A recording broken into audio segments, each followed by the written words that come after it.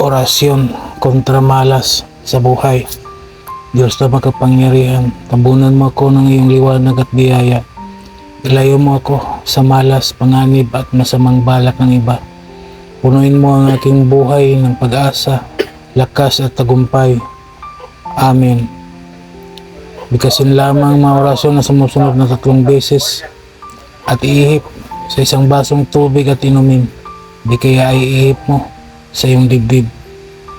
Sator aripo tinito perarotas, Joactum Cruz Lox Spirito.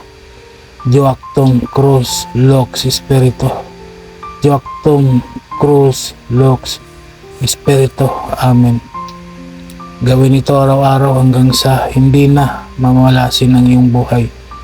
Maraming salamat sa mga tao na naniniwala at tumangkilik sa mga binahagi kong kaalaman.